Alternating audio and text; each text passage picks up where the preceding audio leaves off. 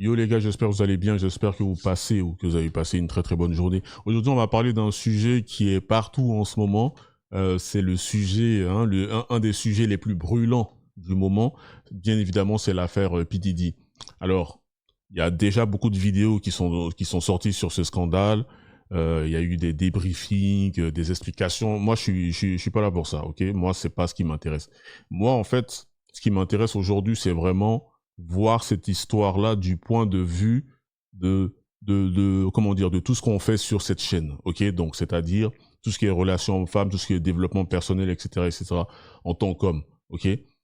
Que ça soit en ce qui concerne le pouvoir, que ça soit en ce qui concerne les relations, que ça soit le succès, comment rester intègre malgré la pression sociale, tu vois, ce genre de choses.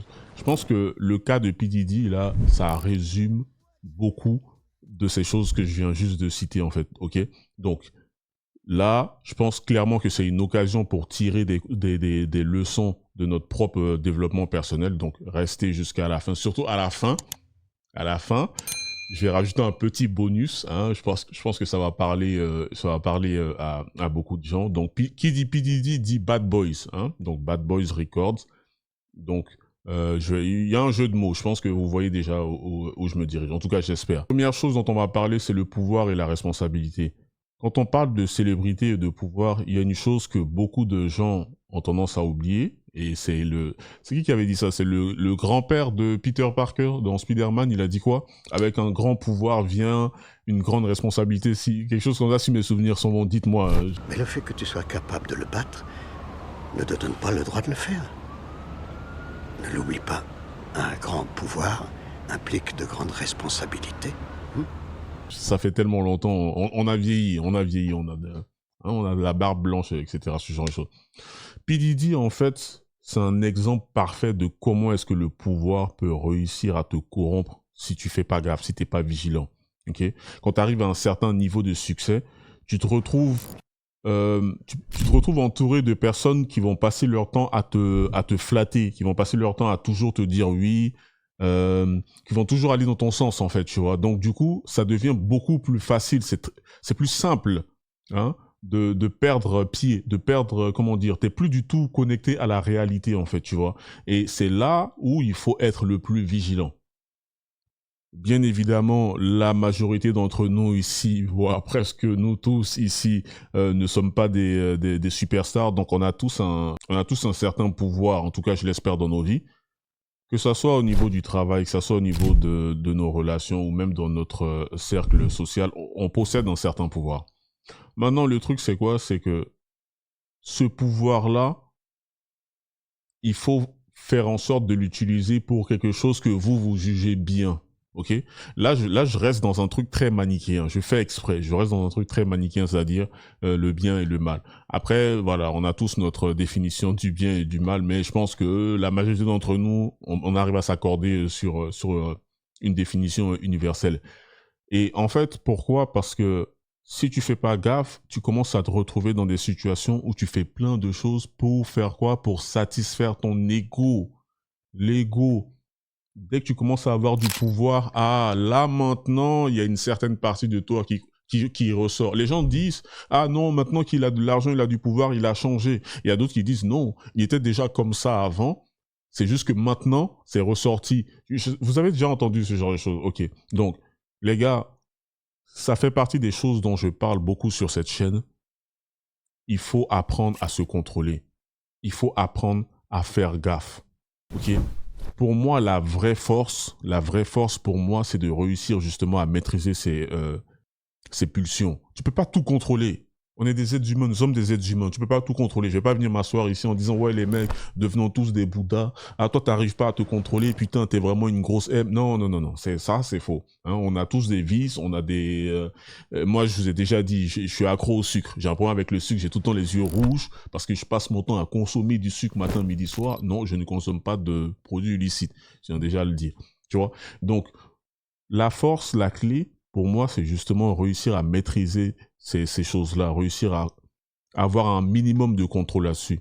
Mais comme j'ai dit avant, je le dis parce que c'est très important, tu peux pas tout contrôler. Et ça, c'est humain, ok? Mais on essaie de, hein, on est dans du dev perso aussi. On essaie d'aller vers l'amélioration de soi. Hein, c'est très très important. Maintenant, deuxième chose dont je voudrais parler, c'est bon, moi, je me vois pas vraiment à l'intérieur, mais je pense que c'est quand même intéressant d'en parler. Le succès et ses pièges. Qu'est-ce que je veux dire par là, c'est que le succès, les gars, en regardant le cas de ce mec, donc P. Diddy, je me rends compte que c'est vraiment un cadeau empoisonné. Hein. Le succès peut littéralement être un cadeau empoisonné. Pourquoi? Parce que ce qu'on voit là actuellement avec P. Diddy, ça s'applique à nous. Prenez même certains influenceurs. Il y a des influenceurs peut-être aujourd'hui qui sont bien financièrement, socialement, etc. Ils ont réussi à s'élever. Et avant, c'était pas forcément le cas. Et maintenant, t'as plein de gens qui leur crachent dessus. Ok, les gens qui les ont amenés en haut, il y en a qui leur crachent dessus parce qu'ils ne sont plus connectés. Enfin, pour certains, ils ne sont plus connectés à cette réalité-là. Mais bon, est-ce que c'est vraiment de leur faute ou pas? Ça va dépendre des personnes. Mais en gros, en fait, les gens amènent certaines personnes à un certain niveau. Et puis après, maintenant, c'est ces mêmes personnes-là, pas tout le temps. Des fois, il y en a plein d'autres aussi, qui viennent pour descendre. Donc, en gros, les gens créent eux-mêmes le monstre dont ils viennent se plaindre plus tard. Ça, c'est un truc qui m'a toujours fasciné chez l'être humain. Quand tu réussis, tu peux te laisser facilement emporter par le prestige, les privilèges, les distractions. Quand je parle de distraction, vous connaissez la distraction number one, hein, ça on va revenir là-dessus. Le problème, c'est que si tu n'as pas de, comment dire, de base solide, de principes solides, tu peux facilement te perdre. On le voit H24. Il y a plein de gens qui commencent à partir dans tous les sens dès qu'ils commencent à avoir un minimum de succès, un minimum de pouvoir, comme je disais avant. Ah oui, je vais aller flex sur mon ex. Ah, les gens qui se sont foutus de ma gueule, je vais aller maintenant. Je peux comprendre le sentiment. J'arrive à comprendre le sentiment parce que comme j'ai dit avant, nous sommes des êtres humains. Donc s'il y a certaines choses qui ont piqué ton ego, il y a certaines choses qui t'ont blessé, il y a certaines personnes qui l'ont fait, piquer ton ego ou te blesser. Il y a ce désir de vengeance. Maintenant, la question qu'on doit tous se poser, c'est si j'assouvis ça, est-ce que ça va m'apporter quelque chose en particulier? Ok? Dans la vie, en fait, que tu sois un homme qui monte en grade au boulot, qui développe un business ou qui réussit dans un autre domaine, garde toujours à l'esprit que le succès, en fait, c'est juste une partie du parcours. Pourquoi est-ce que je dis ça? J'avais regardé une interview de Mike Tyson où on lui parlait de ses trophées, ses trucs de champion, etc., ses succès en tant que boxeur. Et qu'est-ce qu'il en pensait? Et il a dit ça, je peux mettre ça à la poubelle. This is garbage. I can say I bled for garbage. So this is meaningless? No, at one time it meant a lot. When you're just a young kid, this is everything to you. But then you realize your priorities change. And you just want your children to be happy and do nice things, and that makes you happy. This is nothing. This is just nothing. Il a dit, je peux mettre ça à la poubelle parce que j'ai ma famille. Le plus important, ce sont mes enfants. C'est pas tous ces trophées de je sais pas quoi. Pour nous, voilà, tu vois, c'est Mike Tyson. Mais c'est pour dire que en fait, ça là, pour nous, on voit ça comme du succès. Et je pense que lui aussi, il a vu comme du succès. Ça a été le cas pendant un certain moment jusqu'à ce qu'il ait quelque chose d'autre d'encore plus fort, tu vois. Donc, je suis pas en train de dire que, ouais, les gars, venez, on va aller tous faire des gosses. Non, c'est pas ce que je suis en train de dire. Je pense que vous arrivez à lire entre les lignes. En tout cas, je l'espère. C'est que, c'est juste, c'est, comment dire, c'est un arrêt. Ok? C'est un arrêt. C'est pas le but final, en fait. Ce qui compte vraiment, c'est comment est-ce que tu vas gérer ce succès-là. Ça peut être n'importe quoi. Peut-être que là, peut-être au boulot, tu as réussi à avoir une augmentation de 500 €, de 1000 €, même plus. Hein. Je sais pas, tu vois. Et vous vous rendez pas compte à quel point c'est quelque chose qui peut littéralement changer le cours de ta vie. 500 € en plus sur ton salaire, c'est quelque chose. 500 € en plus sur ton compte en banque, 1000, 1500 et ainsi de suite, sur ton compte en banque en plus, c'est quelque chose. Ça change la donne. Tu ne vis pas forcément de la même façon. Ça veut pas dire que, oh, ok, ouais, bon, même s'il y en a qui, voilà, ils ont tendance à faire ça. Mais c'est pas du tout la même chose.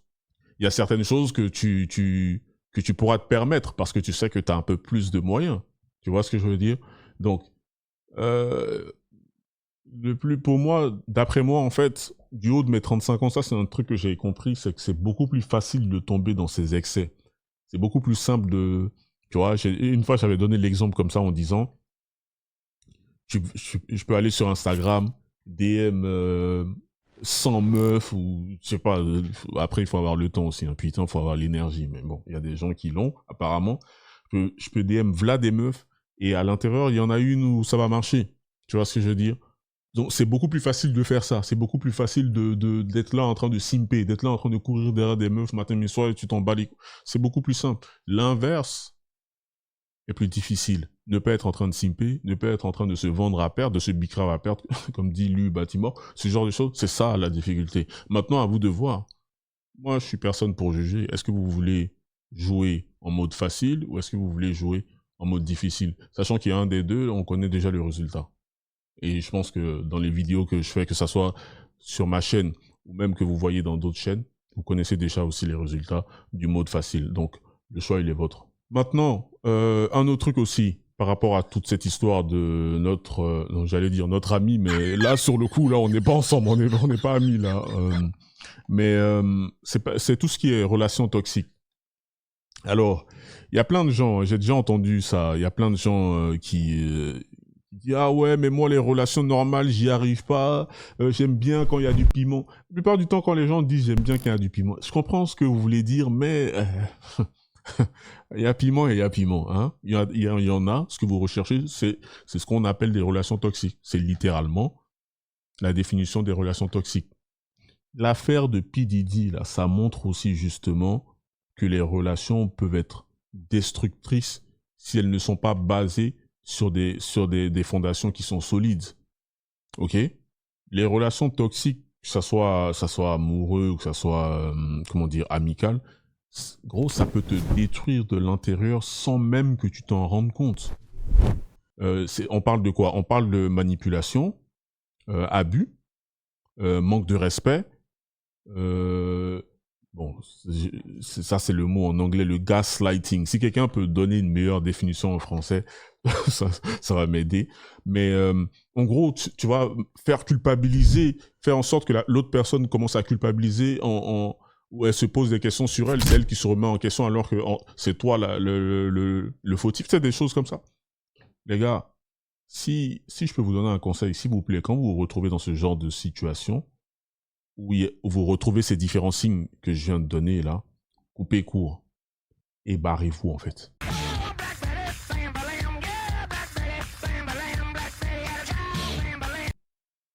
Ça sert à rien de rester dans ça. Il n'y a aucune raison de rester dans une relation qui t'étouffe ou qui te détruit en fait. Que ce soit dans la vie amoureuse, que ce soit dans tes amitiés, entourez-vous de personnes qui vous respectent et qui vous élèvent. Créez-vous une bulle élitiste. Ok, c'est-à-dire, vous avez votre bulle autour de vous. Les gens qui sont à l'intérieur de cette bulle-là sont les personnes, justement, tu vois, qui t'apportent quelque chose et à qui tu peux apporter quelque chose. Genre, vous vous élevez ensemble. Pas des... et même ça, au bout d'un moment, quand on prend de l'âge, la vie commence aussi à filtrer un peu ça.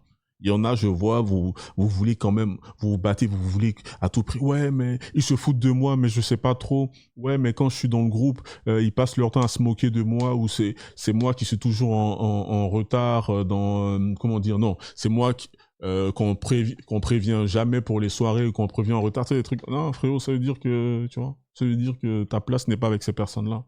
Donc, faut bouger, en fait. Ok, maintenant, on peut parler de quoi aussi? On peut parler de tout ce qui est pression sociale. Qu'est-ce que je veux dire par là? C'est que dans le monde d'aujourd'hui, en fait, avec les réseaux sociaux, etc., il y a une pression de l'image publique. Ok? Donc, c'est très facile, en fait, de se laisser influencer.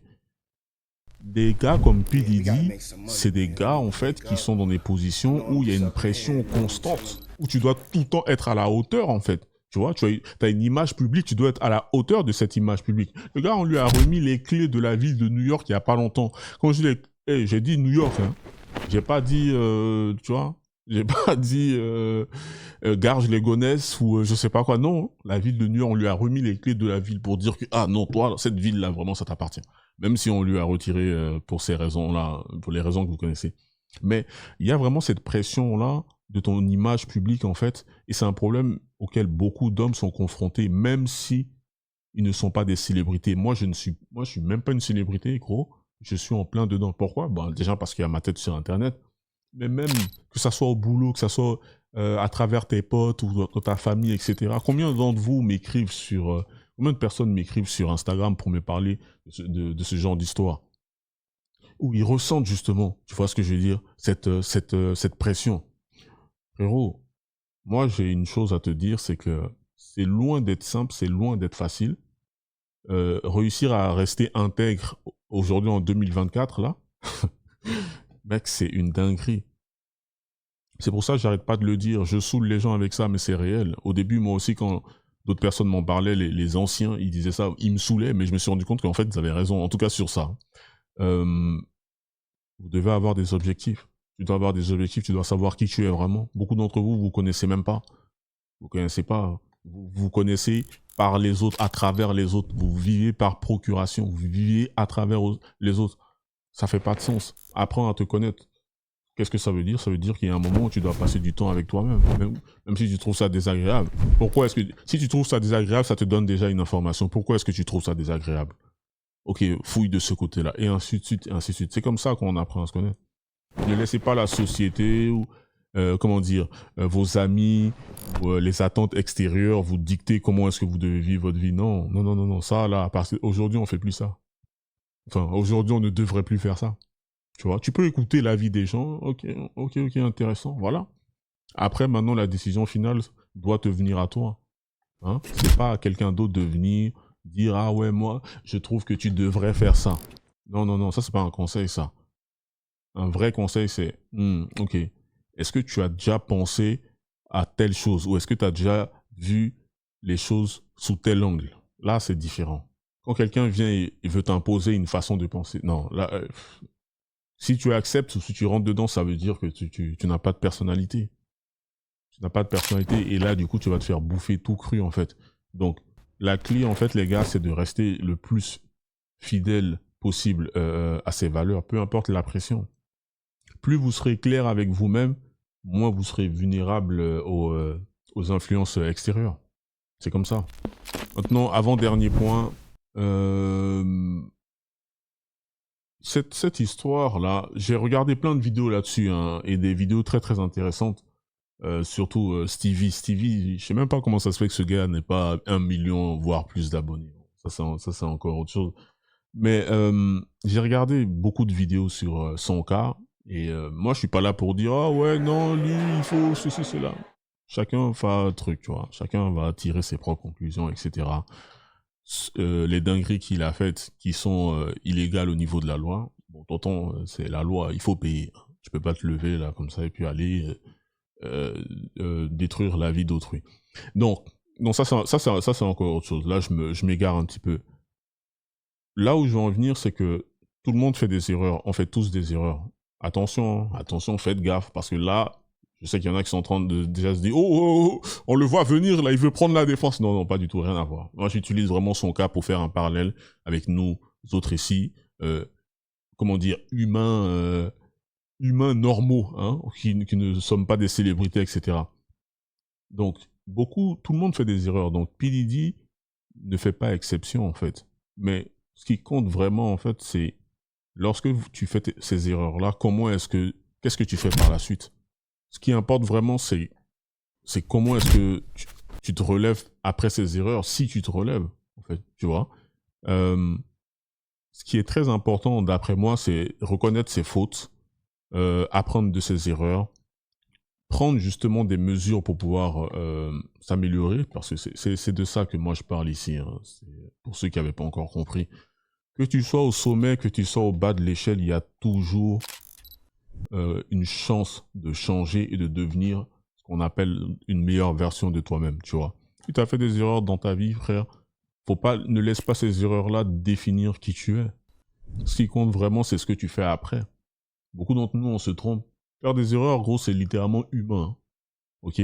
Après, attention, on s'entend, il y a erreur et erreur, hein. Aller tabasser l'enfant d'autrui, non, ça, c'est dans ton... Mais, il faut apprendre de ces erreurs. Ok, utilisez ça comme des leçons pour grandir. Ne vous laissez pas, tu vois, ne vous laissez pas enfermer dans des regrets. Moi, je suis tombé dans le stoïcisme à cause d'une erreur. Pour ceux qui avaient suivi le live Instagram où j'avais expliqué ça, ou si ça vous intéresse, venez sur Instagram, je ferai un petit live Voilà, je survolais un petit peu le sujet. C'est que je suis pas né dans du stoïcisme, hein, non. Après, j'ai jamais été quelqu'un de oh, ouais, oh, vas-y, on se la donne, rendez-vous, on se fait un tête. Non, j'ai jamais été comme ça. Mais j'étais quand même un peu plus impulsif, tu vois. Et je suis tombé dans le stoïcisme parce que j'ai commis des erreurs où il y a eu un côté impulsif au mauvais moment. Tu vois ce que je veux dire? Au mauvais endroit, avec de mauvaises personnes. Et puis là, tu dis, ah, waouh, ça donne ce genre de résultats, ça donne ce genre de conséquences. Ok, va falloir commencer à bosser sur ça. Pourquoi? Parce que j'ai pas envie de me retrouver encore dans ce même type de situation. Quand je regardais ma mère, ce genre de choses, l'effet que ça a eu sur elle, j'ai dit, ah, waouh, tu vois. Donc ça, c'est un exemple parmi tant d'autres. Donc, ne laissez tirer des leçons, Ok, ça, là, ça n'a pas marché. Ok, qu'est-ce que je peux tirer de ça? Ok. Maintenant, le dernier point qu'on va aborder, c'est tout ce qui est vie privée, image publique. Cette affaire de P. Diddy, là, ça fait ressortir quelque chose que je trouve très intéressant, c'est la frontière entre la vie privée et la vie publique. On le voit, en fait, justement, avec P. Diddy, que la célébrité, en fait, va rendre cette frontière-là très, très floue. Parce que, bien évidemment, on n'est pas tous des stars, mais les réseaux sociaux, aujourd'hui, permettent à n'importe qui de devenir une star, ou en tout cas à tout le monde et n'importe qui, de devenir une star. Et on se retrouve à être là, des fois, en train de partager beaucoup de choses de notre vie privée, etc. Et puis j'ai déjà vu ça, j'ai déjà vu après des gens, ils vont partager des choses de leur vie privée au public, et lorsque certaines personnes du public vont réagir à ça, ils vont s'offusquer. Vous voyez comment est-ce que c'est... Et le truc, en fait, c'est quoi? C'est que, les gars, rendons-nous en service, gardez une grande partie, voire votre vie privée, en fait, gardez-la pour vous. Ok? Ou si vous voulez partager des informations, choisissez bien les informations que vous allez vouloir partager. C'est fini. Ne venez pas tout exposer là comme ça. Aujourd'hui, à l'ère d'Internet, tout reste. Tout reste aujourd'hui. Ok? C'est pas tout qu'on doit montrer. C'est pas tout qu'on doit montrer. Tu vois des gens là, ah, il vient de s'embrouiller avec sa meuf. Hop, je vais aller faire un live. La go, elle vient de s'embrouiller avec son gars. Ok, je vais aller sur Twitter faire un trade sur... le trade comment est-ce que j'ai été avec un pervers narcissique. C'est qu'est-ce qui se passe? Tu viens de te marier, tu trouves que trop de charge mentale pour faire la vaisselle, etc. Hop, je vais aller faire une publique. Mais c'est, gardez, soyez un peu pudique, la merde. Hein? Je sais pas comment dire ça. C'est pas tout qu'on doit montrer, en fait. Il y a une force dans le fait de protéger certaines parties de ta vie des regards extérieurs. Il y a une force à l'intérieur. Hein? Ça te permet de rester authentique sans avoir à te conformer à une image publique qui pourrait ne pas correspondre, tout simplement. On ne donne pas tout. Qu'est-ce que... Je sais pas. Aujourd'hui, c'est une dinguerie. Les gens, ils prennent leur téléphone. Oh, je vais aller faire un live pour expliquer pourquoi est-ce que... Oh. Je ne comprends pas, en fait. Il faut qu'on m'explique. Maintenant, j'avais dit que j'allais faire une petite partie bonus. Et on va attaquer ça. Donc P. Diddy, son label, c'est quoi? C'est Bad Boy Records. Donc je vais faire un jeu de mots, permettez-moi ce jeu de mots. Et aussi un lien, une corrélation. Donc Bad Boy Records, nous, de notre côté ici, on parle beaucoup des histoires de bad boy. Pourquoi les femmes aiment les bad boys, hein? Pourquoi beaucoup de femmes aiment les P. Diddy? Et en fait, le truc, c'est quoi? C'est que j'ai remarqué, ça fait un moment, mais ça, c'est quelque chose qu'on remarque beaucoup plus. C'est beaucoup plus évident, c'est beaucoup plus flagrant, frappant aux États-Unis, principalement avec la communauté afro-américaine. Mais on voit aussi ça, il y a ça aussi un peu en France. Hein? En France, ici, là, Europe, il y a ça aussi, hein, parce que c'est ici qu'on est. Le truc, en fait, c'est quoi? C'est que tu as de plus en plus d'hommes ou de jeunes hommes, d'accord, de jeunes hommes, qui veulent jouer les bad boys, les mauvais garçons, pour pouvoir attirer des gros. Je reprends cette partie. Tu as de plus en plus d'hommes ou de jeunes hommes qui jouent veulent jouer les bad boys pour attirer des meufs. Pourquoi? Parce qu'ils ont vu que ça donne un certain style. Oh, les gos sont beaucoup plus attirés par ce genre de gars. On le voit avec un tel, on le voit avec des P. Diddy. Maintenant, en plus, eux, ils ont l'argent, tu rajoutes tout ça. Ton œil se retrouve à faire tout et n'importe quoi. Il se retrouve dans des... comment dire ça peut aller très loin, jusqu'au niveau même de la justice, etc. Tu peux aller littéralement foutre ta vie en l'air juste pour pouvoir attirer des meufs. Pour moi, c'est littéralement une dinguerie. Et quand je me pose comme ça, je me dis, en fait, sans s'en rendre compte, est-ce que c'est pas le level ultime de simp? Hein? Donnez-moi vos avis dans les commentaires. Est-ce que réfléchir de cette façon-là, c'est pas justement le level ultime, genre là tu es au ras simp au max? Pourquoi? Parce que tu veux tellement plaire à des goûts que tu es prêt à sortir de ton cadre. Parce qu'il y en a même, ils ne sont pas dans ce style de vie. Hein? Ils sont pas dans ce style de vie, il n'a pas grandi en cité. Il y en a qui ont grandi en cité qui n'ont pas le choix. Quand je dis qu'ils n'ont pas le choix, on a toujours le choix. Mais dans le sens où il n'y a pas eu 15 milliards d'occasions qui se sont présentées à eux. Ils ont vu des grands frères, ils ont vu des cousins qui étaient en train de faire de l'argent. Eux, au niveau de la scolarité, au niveau de la famille, il n'y a pas eu de repères. Il y a plein de choses. Ils tombent à l'intérieur. Ok? Mais il y en a que eux, ils ont le choix. Il y en a même des fois, ils sont dans de bonnes familles. Ils ont leurs 2 parents. Je comprends pas. Il n'y a pas à faire ça, en fait. Il n'y a pas à aller se mettre dans des trucs. Ça va aller faire les gangsters. Ça va aller tout faire pour prouver. Tout ça pour pouvoir montrer au go que... Je comprends pas.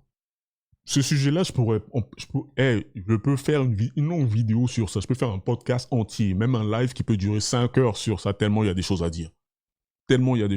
Mais je vais déjà bloquer là parce que la vidéo est déjà assez longue. Bref, je pense que j'allais dire on a fait le tour, mais je pense que voilà, j'ai pas envie de venir rajouter d'autres trucs par rapport à ça. J'ai dit ce que j'avais à dire sur ce sujet-là. En tout cas, moi, j'ai fait le lien avec tout ce qui est développement personnel, tout ce qu'on peut retrouver sur cette chaîne ici. C'est la seule chose qui m'intéressait.